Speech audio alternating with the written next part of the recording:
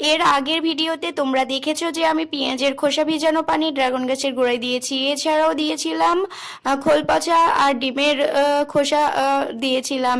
কিন্তু আজকে দেখাবো আমি রসুনের খোসা ভিজিয়ে রাখা পানিগুলো গাছের গোড়ায় কিভাবে দিচ্ছি। তো হ্যালো বন্ধুরা, আসসালামু আলাইকুম, this is Sumaiya blog, welcome to new another blog video. তো বন্ধুরা, তোমরা এরকমভাবে রসুনের পেঁয়াজের খোসা একসাথে ভিজিয়ে দিলেও হবে কিংবা আলাদা আলাদা করে দিলেও হবে। আমি এখানে রসুনের কিছু খোসা নিয়েছি, যেগুলো আমি একটা কৌটার মধ্যে 5 থেকে 7 দিনের মতো ভিজিয়ে রেখেছিলাম, যাতে খুব সুন্দরভাবে এগুলো পচে ভালো সারযুক্ত পানি তৈরি হয়। তো আমি সেই পানিগুলোই গাছের গোড়াতে দিচ্ছিলাম। এগুলো খুবই অল্প পানিতে আমি মিশিয়ে দিয়েছি, কারণ আমি কিছুদিন পরে আবার খোল পচা পানিগুলো গাছের গোড়ায় দিব, যাতে করে গাছের গোড়া যেন ভিজে না থাকে, শুকনো হয়ে যায়। এজন্য আমি খুবই কম পরিমাণে গাছের গোড়ায় দিচ্ছি। কতটা পরিমাণে দিচ্ছি তোমরা হয়তো বুঝতেই পারছো।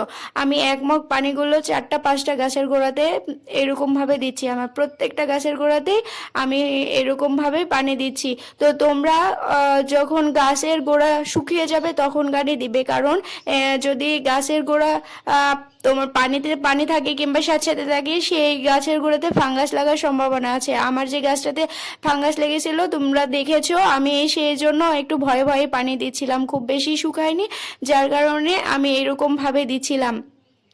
তো বন্ধুরা, তোমরাও এইরকম ভাবে পানিগুলো দিবে।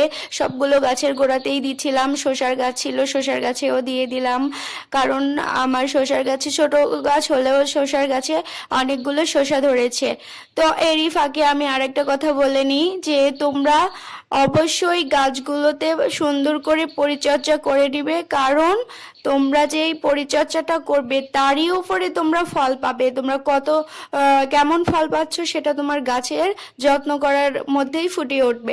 তো বন্ধুরা, তোমরা এভাবে প্রত্যেকেই গাছের গোড়ায় পানি দিয়ে নিবে, সুন্দরভাবে যত্ন করবে, সার দিবে। তো তোমরা সবাই ভালো থাকো, সুস্থ থাকো, নিজের যত্ন নিও এবং তোমরা গাছেরও যত্ন নিও।